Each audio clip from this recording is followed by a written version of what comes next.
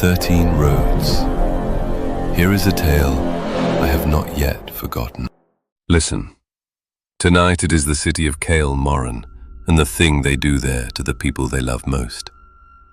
They have been electing mayors for 900 years. The election is held at dawn inside the great ash-pillared hall, and it is genuine. No coercion, no rigged count, no king's thumb pressed on the scale. The people of Cael Morren vote with their hearts, and they choose well, and the person they choose is walked to the pyre before the noon bell. They have never missed a year. They have never pardoned a winner.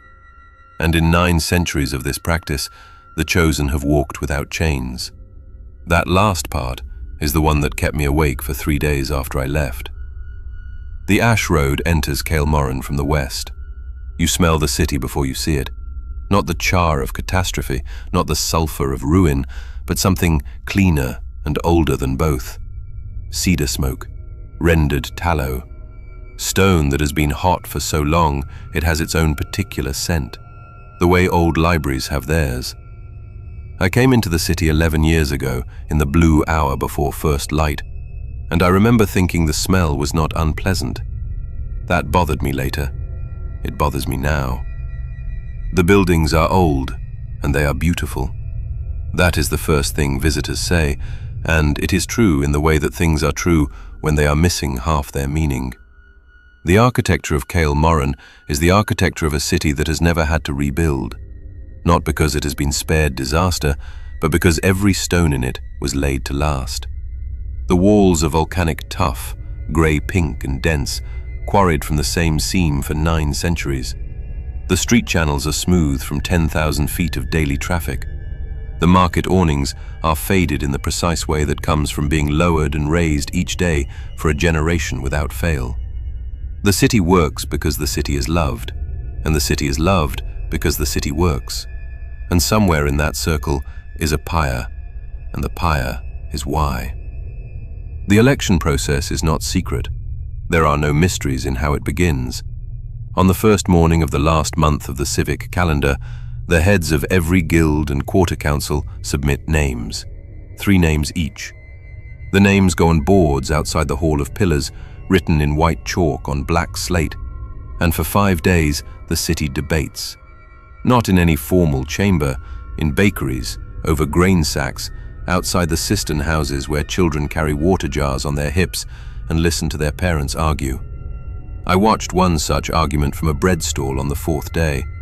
A woman with a long grey braid and a mason's calluses on her left hand was telling a younger man why she intended to vote for a carpenter named Aldrich Voss. She said he was honest without being rigid. She said he had rebuilt the North Quarter drainage without skimming the materials budget. She said his wife was dead 3 years and he had raised their 2 daughters without bitterness. She said she trusted him with the city's money and the city's future. She did not say anything about the pyre. Neither did anyone else within earshot. I had been in Cael Morren for 4 days by then, and I had not heard a single citizen mention it, not once. On the 6th day, the vote. Every adult resident of the city casts a clay tablet stamped with a mark from the quarter registrar that proves residency. The tablets go into iron-hooped barrels, 1 per candidate. At midday, the barrels are weighed on the civic scales, great bronze arms mounted in the Hall of Pillars, accurate to a fraction of a pound, and the heaviest barrel determines the winner. Not counted, weighed. The distinction matters to them in a way I do not fully understand, though I have thought about it for 11 years. When the scales tip, the crowd cheers. They cheer loudly, and they mean it. The winner, that morning it was indeed Aldrich Voss, the carpenter with honest hands and dead wife and 2 daughters, is brought forward wearing his ordinary clothes. No robe of office is placed on him, no chain of civic authority. The guild heads shake his hand in sequence, oldest to youngest, and each one says the same phrase to him in the old tongue of the road. Words, I was later told, translate roughly as, "I give you the city's love today." Then the crowd parts, and a procession forms. and the city walks Aldrich Voss through every quarter between the hall and the pyre ground at the eastern edge of the city. The procession takes 2 hours. The city lines the route. People throw flowers, dried ash blossoms which are white and papery and catch the light in a way that looks almost like snow.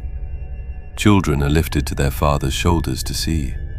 Old women press their palms together and bow their heads. Young men stand with their caps in their hands, caps held over their hearts. I walked the procession route on the far edge of the crowd, watching faces, and I saw nothing performative in any of it.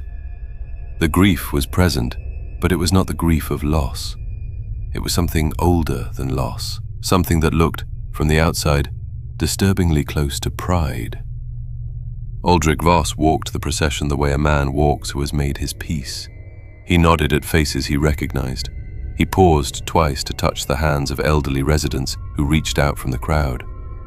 Near the market quarter, a small girl, perhaps 6 years old, broke from the edge of the crowd and ran to him. He crouched down and spoke to her briefly.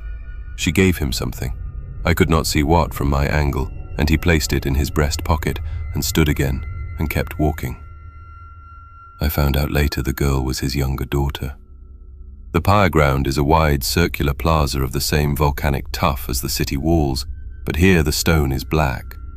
Centuries of heat have changed it. In the center stands the pyre structure itself, not a crude pile of wood, but an architecture. 8 posts of seasoned timber arranged in a precise octagon, interlaced with rods of iron that hold the whole structure rigid, surrounded at the base by cedar billets ranked with a precision that suggests they are placed by the same hands, following the same measurements every single year. When I arrived at the pyre ground that morning, 2 men were still finishing the cedar arrangement. They worked quickly and without looking up. The pyre of Cael Morren is not improvised. It is not punitive. It has been refined over 900 years into something that can only be described as practiced. The smoke rises straight up in still air. It disperses without lingering. It does not fill the lungs of the witnesses. Someone, centuries ago, designed this to be as clean as possible. That is either mercy or aesthetics, and I have never settled which. I have stood at one of these. I was 15 feet from the platform when the flame was brought. A torch carried from the hall of pillars, lit from a lamp that burns there without interruption, year-round, oil replaced each morning by the lamplighter. The continuity of the flame is essential to something I cannot name. The city understands it. I do not. Aldrich Voss was given a moment at the platform's edge. No priest spoke over him. No doctrine was recited.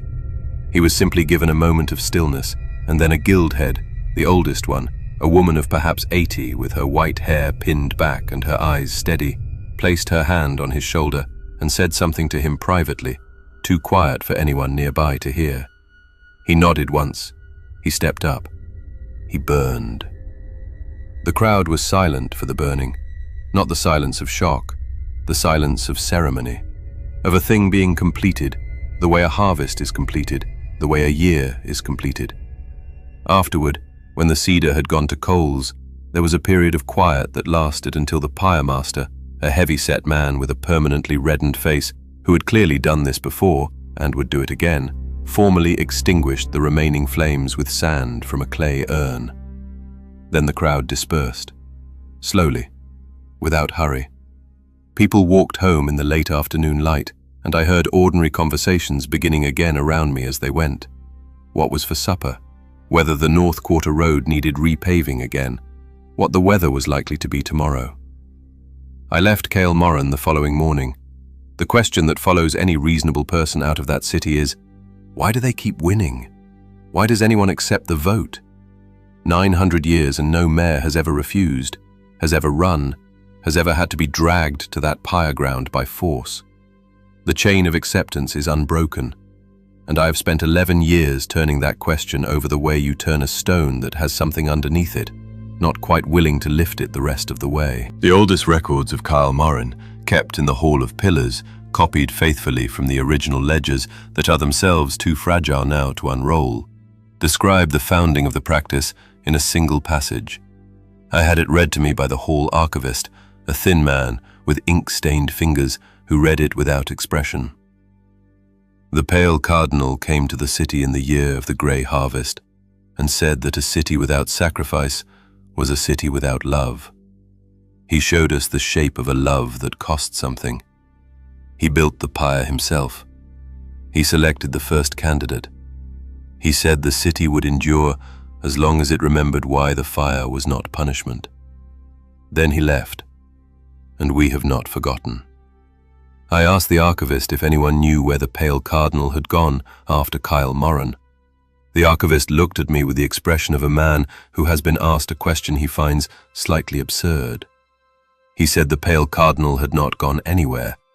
He said the pale cardinal was on the road. He said it the way you say, "The river is in its banks," as a statement of permanent, unremarkable fact. I have no doctrine to offer you about the pale cardinal. What I have is a description, passed to me by 3 separate travellers on the Ash Road over 11 years, each of whom gave accounts close enough to constitute something. A figure in vestments that were once white, and are now the colour of ash and dried blood, both at once. Face kept inside a cowl so deep the shadow holds regardless of light direction. At his side, not in his hands, not carried at the ready, but hanging from a hook at his belt, a curved sickle censer, iron, the bowl of it perforated so that what burns inside bleeds smoke through the holes as it swings. Black smoke. The smell, cedar, always cedar. The 3 travellers I spoke with had each encountered this figure at different points on the Ash Road, not in Cael Morren, on the road itself. One said the figure had passed him without stopping. One said the figure had stopped and asked a question. She would not tell me what the question was, and then continued.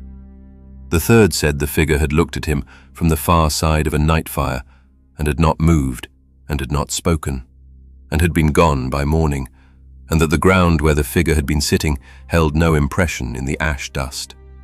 None of the 3 said they were certain of what they had seen. All 3 said they were not going back on the Ash Road.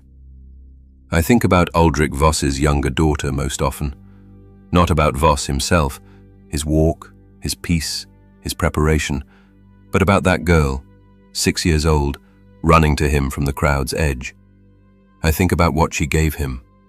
I think about it sitting in his breast pocket on that platform.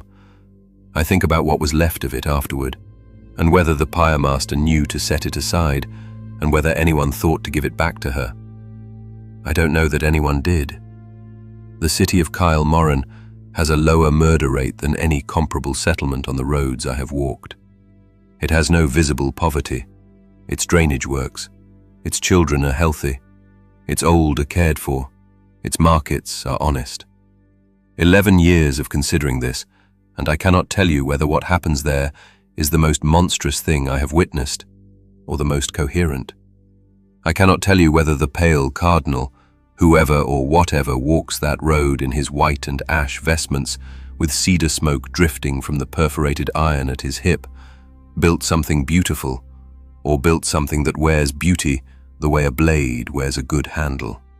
What I can tell you is that it works, and that the working of it is the thing that should frighten you, not the fire. The fire is clean. The fire is the easy part. There is a ledger in the Hall of Pillars in Cael Morren.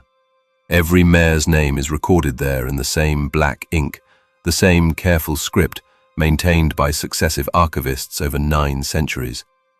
912 names, the last time I checked. Each one followed by the same notation in the old tongue, which the archivist translated for me without being asked, as if it was so obvious it required no request.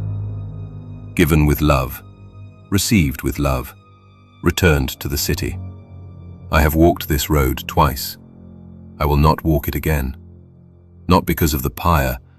I have seen worse burned, for worse reasons, with no ceremony at all, and no one throwing white flowers. I will not walk it again, because of what I feel when I smell cedar smoke now, no matter where I am, no matter how far from Cael Morren. What I feel is not horror.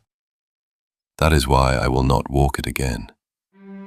There is a road I have not yet spoken of, colder, further north, where no pyre burns and no votes are cast, and the city at its end does not elect anyone to anything.